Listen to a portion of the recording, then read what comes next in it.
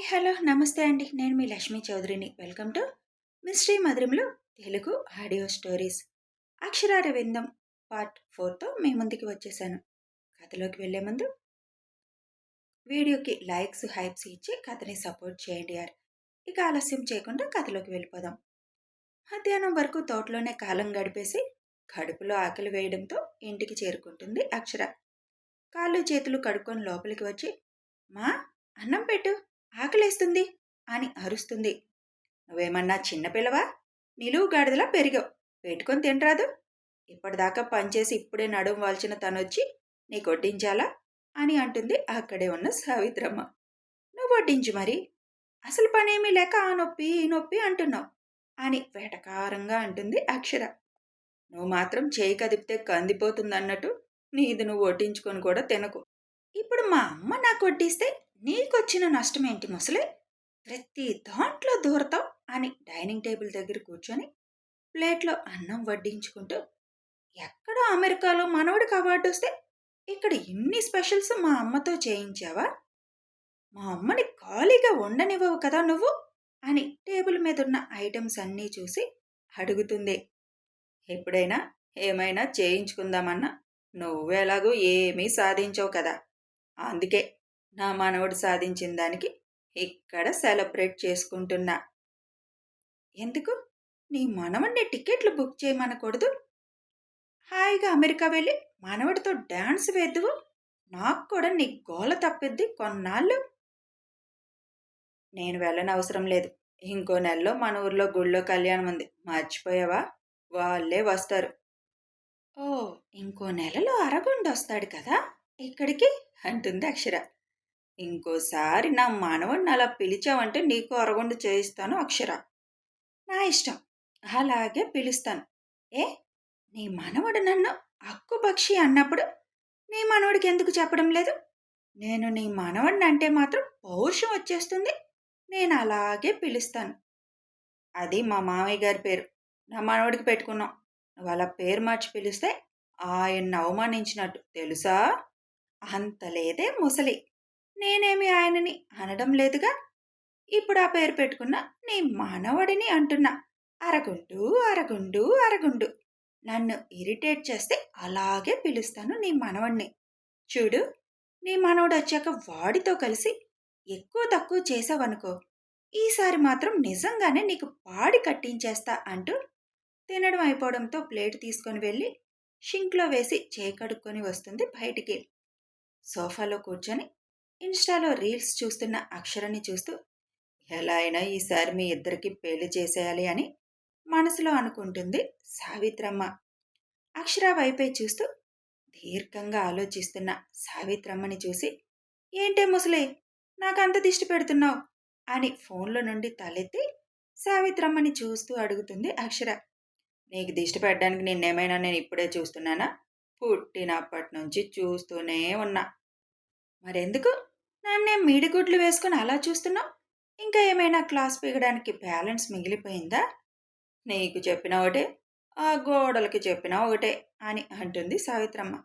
Good, అలా అనుకొని ఇక నాకు రోజు క్లాస్ పీకడం మానేయ్. పెళ్లి చేసుకుని అత్తగారింటికి వెళ్ళాక కూడా ఇలాగే ఉంటావా? అసలు నాకు పెళ్లి చేసుకునే ఉద్దేశం లేదే ముసలి. అలాంటప్పుడు నాకు నేను ఇలా ఉండడంలో తప్పేముంది? నీకు పెళ్లి చేసుకునే ఉద్దేశం లేదని నిన్ను మేము ఇంట్లో పెట్టుకొని కూర్చుంటామా ఏంటి? పెళ్లి చేయలేదేంటి, ఏమైనా లోపమా అని నలుగురు అడిగే మాటలు మేం పడలేమమ్మా. తొందరగా నీకు పెళ్లి చేసి పంపించడమే బెస్ట్. ఇక మేమెన్నాళ్ళు బతుకుతామో తెలీదు. అందరి పెళ్ళిళ్ళు ఎటూ చూడలేము. నీది మీ బావది పెళ్లి చూసేసి వెళ్ళిపోయినా మాకు ఇబ్బంది లేదు అని అంటారు సావిత్రమ్మ. నువ్వు ఇప్పుడు అప్పుడే ఏం పోవులే. షుగర్ వల్ల ఏ కిడ్నీలో దెబ్బతిని లేదా బీపీ వల్ల బ్రెయిన్ డ్యామేజ్ అయ్యే పోతావు అనుకోవడానికి నీకు కనీసం షుగరు బీపీ కూడా లేవు. తిట్టంగానే ఉన్నావు కదా, మమ్మల్ని సాధించకుండా నువ్వు ఎక్కడికి పోతావులే. నాకు విసుగొచ్చి నీ పీక పిసికితే పోతావు తప్ప, లేకపోతే నువ్వు నూరేళ్ళు బతికేస్తావు. కానీ నీకు పెళ్లి చూడాలనుంటే నీ మనవడికి చేసుకో. నా గురించి మాత్రం ఆలోచించడం మానే. నువ్వన్నా ఊరుకుంటామా ఏంటి? పెళ్లి చేసి పంపించే తీరుతాం. నాకిష్టం లేకుండా నాకు పెళ్లి చేసి పంపించడానికి నీకేం అధికారం ఉందే మొసలి? నాకు లేకపోయినా నిన్ను కన్న తల్లిదండ్రులకి ఉంటుందిగా. బలవంతంగా నాకు పెళ్లి చేయాలని చూస్తే ఎవరికీ కనిపించకుండా పోతాను. ఎక్కడికి పోతావు? ఈ ఊరు దాటిపోయి బతకగలవా నువ్వు? ఎక్కడికో అక్కడికి పోతాలే. హిమాలయాలకి పోతే ప్రశాంతంగా జీవితం గడపొచ్చు.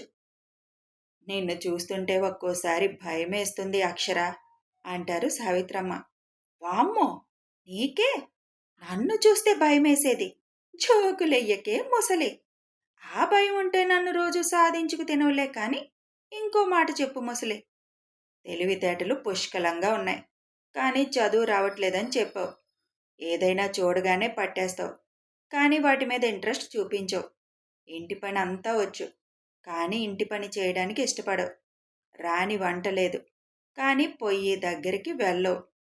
అసలు నీ మనసులో ఏముందో, ఏమనుకుంటున్నావన్నది మాకేమీ అర్థం కావడం లేదు అక్షర.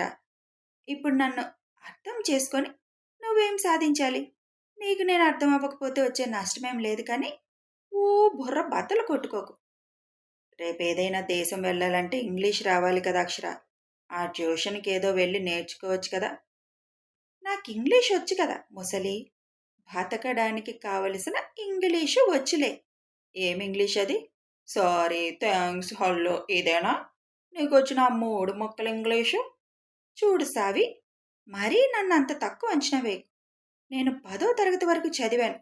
కొద్దో గొప్పో ఇంగ్లీష్ వచ్చు. మరీ నన్ను అంత తీసి పడేయకు. అయినా మనిషి బతకడానికి కావాల్సింది ఇంగ్లీష్ కాదు, గాలి. గాలి కావాలి. అది కాదు అక్షర. అసలు నా చదువు గురించి నీకెందుకే ముసలి అంత ఆరాటం? నాకు లేని బాధ నీకెందుకు? నువ్వు సంతోషంగా ఉంటే చూడాలని అనుకునే దానిలో మొదటి దాన్ని నేను. పిల్లలందరూ ఉన్నత స్థానంలో ఉండి నిన్ను చదువురాని మొద్దులో చూస్తూ ఉంటే మాకు బాధ ఉండదా? అది నీకెందుకు అర్థం కావటం లేదు. నీ దగ్గర కూర్చోవాలన్నా భయమేస్తుంది ముసలి. ఎప్పుడు చూడు అదే టాపిక్. నీకెంత చెప్పినా అర్థం కాదులే. తర్వాత నీకే తెలుస్తుంది మేం చెప్పింది అక్షరాలు ఎంత సత్యమో అనేదని. అక్కడి నుంచి సావిత్రమ్మ లేచి లోపలికి వెళ్ళిపోతుంది. వెళ్తున్న సావిత్రమ్మనే చూస్తూ చిన్నగా నవ్వుకుంటుంది అక్షర. రాత్రి డిన్నర్ చేస్తూ ఉండగా, పెద్దోడా, వచ్చే నెలే కదా కళ్యాణం. అమ్మవారికి తాళిబొట్టు చేయించాలి కదా. రేపు పంతులు గారిని తీసుకెళ్ళి అదేదో ఆర్డర్ ఇచ్చేసి వచ్చేయండి అని అంటారు సావిత్రమ్మ గారు. ప్రతి సంవత్సరం మనమే తాళిబొట్టు ఎందుకు ఇస్తున్నాం నాన్న అని అడుగుతుంది అక్షర. మొదట్లో మన పూర్వీకులు ఒప్పుకున్నారంట ప్రతి సంవత్సరం కళ్యాణంకి మేమే ఇస్తామని. అదే అలా ఇప్పటి వరకు కంటిన్యూ అవుతుంది. మరి ఒక్కసారన్న ఊర్లో ఎవరు మేం చేస్తాం ఈ సంవత్సరానికి అని అడగలేదా? ఖర్చుతో కూడుకున్నది కదా, తొందరగా ఎవరు వస్తారు ముందుకి? అప్పట్లో ఒకరిద్దరు వచ్చారు. కానీ రేటు చెప్పగానే మళ్ళీ వెనక్కి తగ్గారు. ఇక అప్పటి నుంచి ఎవ్వరూ రాలేదు. కోట్లు కోట్లు సంపాదిస్తారు. దేవుడికి ఖర్చు పెట్టేది కూడా చూస్తారు. ఇచ్చేది ఆ దేవుడే. కానీ ఆ దేవుడికి ఇవ్వడానికి ఒక్కొక్కరికి కష్టం. దేవుడి దయ వల్ల మన కుటుంబం ఫస్ట్ నుంచి ఆ అమ్మవారిని నమ్ముకుంది.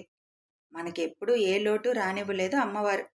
అందుకే మనం ఎప్పుడు ఆవిడికి చేయవలసింది చేయడమే అని అంటారు సావిత్రమ్మ. ఈ సంవత్సరం పీటల మీద తమ్ముడు మరదల్ని కూర్చోపెడదామా అమ్మ? ఏం అవసరం లేదు. పెద్దవాళ్ళు మీరుండగా వాళ్ళని ఎందుకు? అలాంటప్పుడు పెద్దవాళ్ళైతే మీరు కూర్చోవాలి కదా అమ్మా. మేం కింద అంతసేపు కూర్చోలేంలే పెద్దోడా. ఏంటి ఎప్పుడు మీరే కూర్చుంటున్నారేంటని మీ మరదలేమైనా అడిగిందా? లేదులే, అలా ఏం అడగలేదు కానీ వాళ్ళకి ఉంటుందిగా, అందుకే అన్నాను అని అంటారు శేషనాయుడు. అవును ముసలి, నాకొక చిన్న డౌట్. వెంకటరమణమూర్తికి ఇద్దరు భార్యలు కదా. కానీ మీరు ఇక్కడున్న విష్ణుమూర్తి లక్ష్మీదేవికి మాత్రమే కళ్యాణం చేయిస్తారు ఎందుకు? మరా రెండో ఆవిడ అలగదా? వెంకటరమణమూర్తి కళ్యాణం అంటే అప్పుడు ఇద్దరు భార్యలకి కలిపి చేస్తారు కానీ విష్ణుమూర్తికి లక్ష్మీదేవికి మాత్రమే కళ్యాణం చేయడం మన ఊరి ప్రత్యేకం. విష్ణుమూర్తికి లక్ష్మీదేవి ఒక్కరే భార్య. అందుకే వాళ్ళిద్దరికీ మాత్రమే కళ్యాణం జరిపిస్తాం.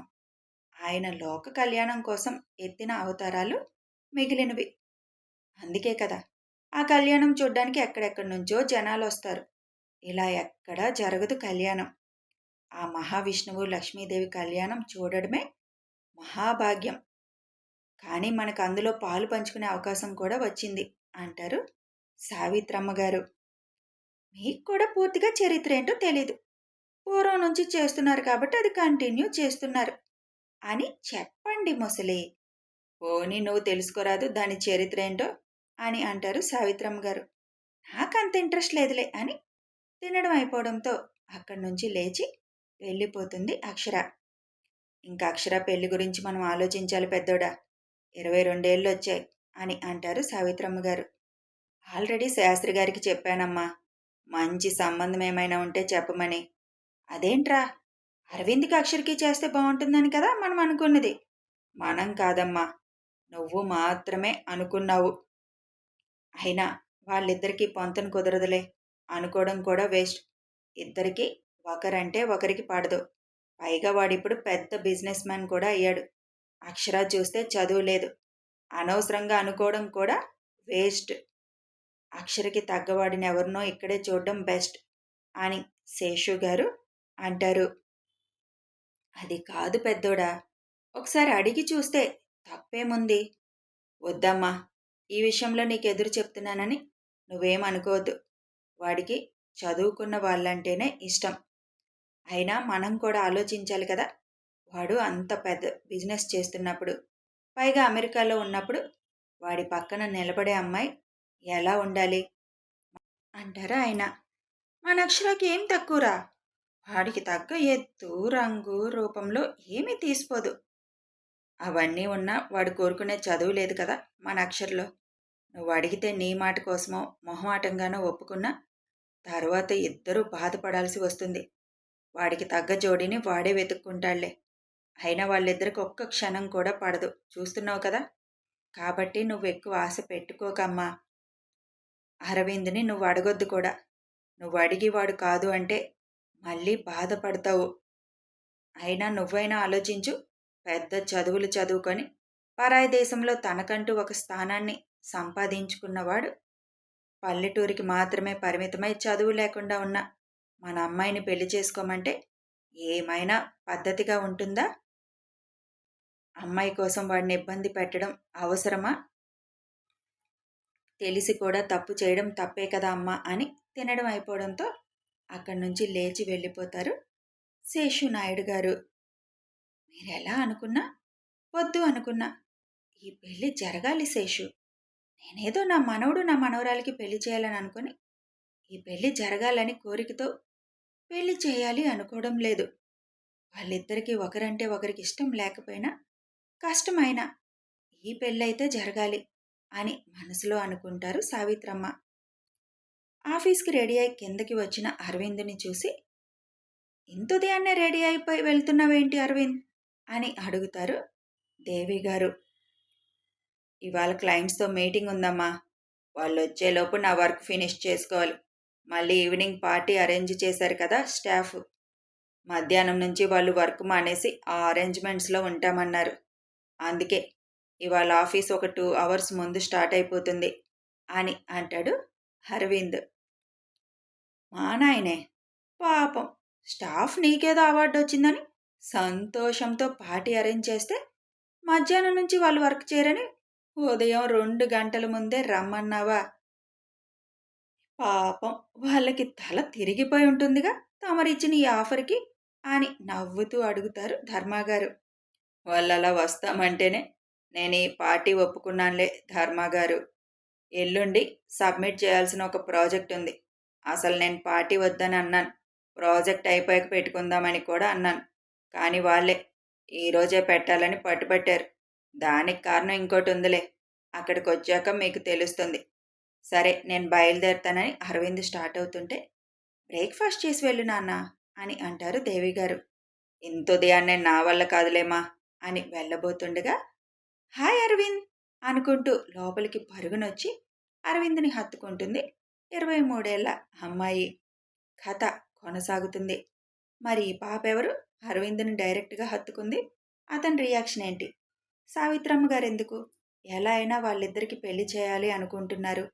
అసలు కారణం ఏమై ఉంటుంది తెలియాలి అంటే కథని ఫాలో అయిపోండి. వీడియో నచ్చితే ఒక లైక్ చేయండి, షేర్ చేయండి. కామెంట్స్ రూపంలో మీ అభిప్రాయం తెలియజేయండి. సబ్స్క్రైబ్ చేసుకొని ఛానల్ సపోర్ట్ చేయండి. Thanks for watching.